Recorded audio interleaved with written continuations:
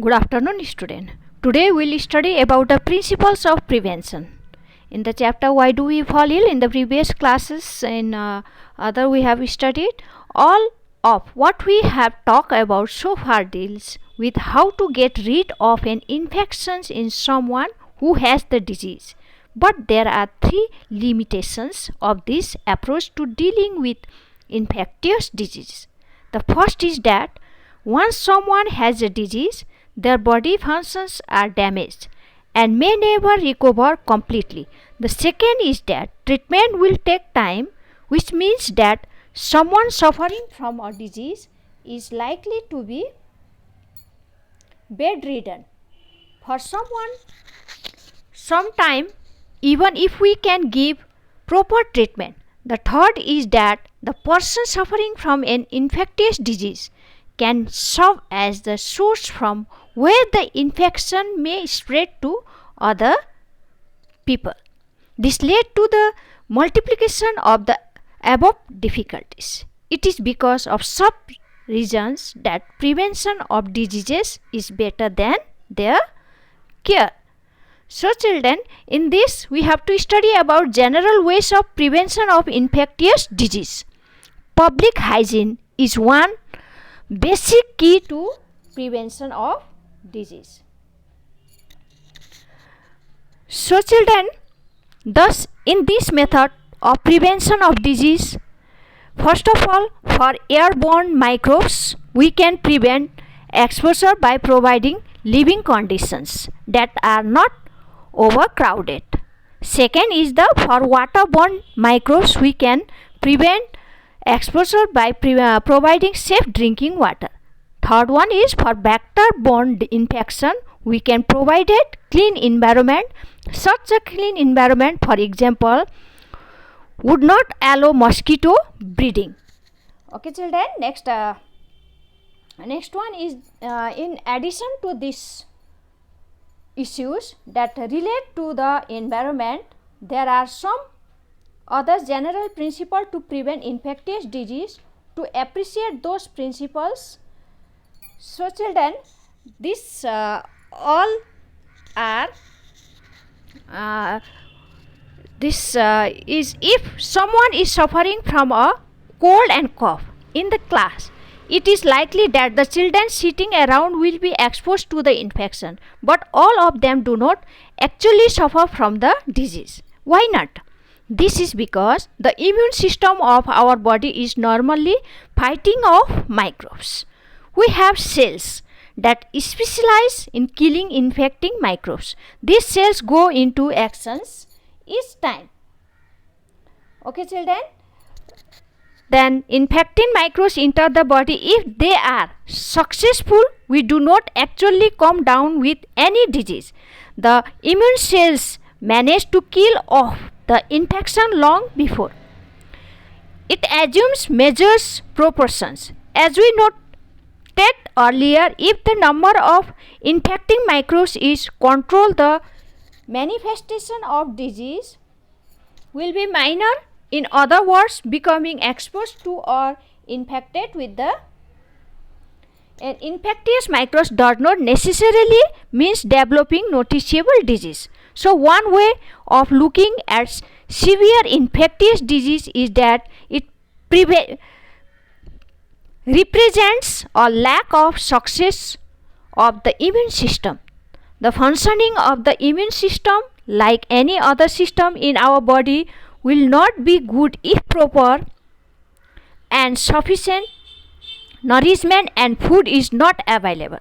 Therefore, the second basic principle of prevention of infectious disease is the availability of proper and sufficient food for everyone. If we get a sufficient food and nutritious food, like all the food contains carbohydrate, fat, protein, vitamins, minerals, all whatever rough ways, such type of food if you consume continuously, then this one is also very safe for our this in present scenario we all are fighting with this COVID-19. So in this situation, if we follow this prevention is better than cure, then there will no chance to spread the disease Okay children, next one is the another. These are the general way of preventing infectious. What are specific ways?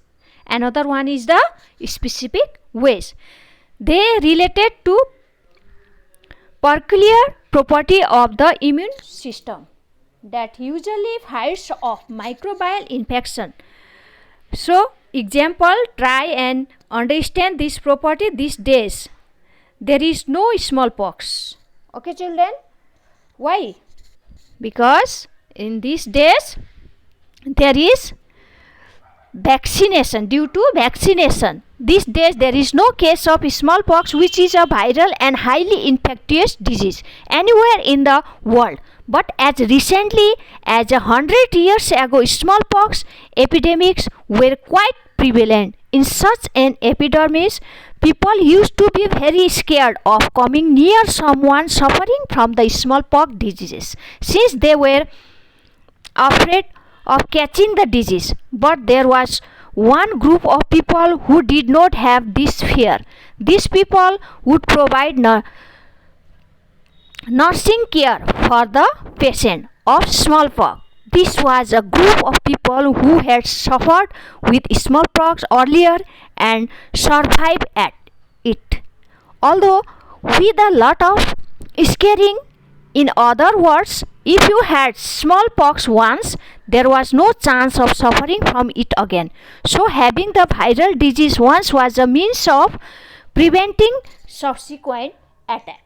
Okay children, this such an event takes place because when the immune system first sees in an infectious microbes, it responds against it and then remembers it specifically. So the next time that particular microbes or its close relatives enter the body, the immune system responds with even greater vigor. This eliminates the infection even more quickly than the first time around. This is the basis of the principle of immunization. Okay, you can see in your book. So suffering from it again, so having the disease once as means of preventing subsequent attack of same disease. When immune system first sees infectious microbe, it responds again it and then resumes. Okay children, next one is the, you can see here, principle of immunization. Read properly this system.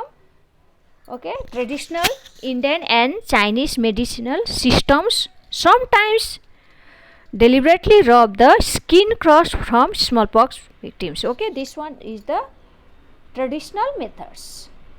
We can now see that as a general principle, we can fool the immune system into developing a memory for a particular infection by putting something that mimics the microbes we want to vaccinate against into the body. This does not actually cause the disease, but this would prevent any subsequent exposure.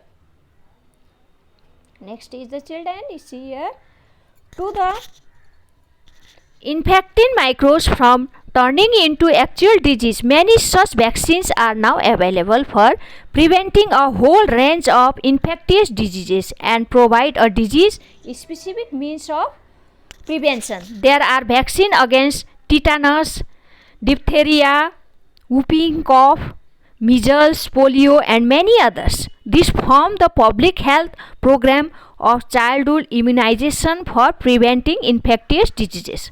Of course, such a program can be useful only if such health measures are available to all children.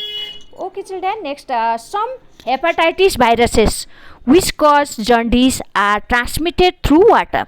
There is a vaccine for one of them, hepatitis A, in the market, but the majority of children in many parts of India are already immune to hepatitis A by the time they are 5 years old. This is because they are exposed to the virus through water. Under these circumstances, would you take this? I think you have also already taken this vaccine. Okay, this all are, you will study this all properly. and learn next time. Next class I'll provide you questions. Okay children, good luck, bye.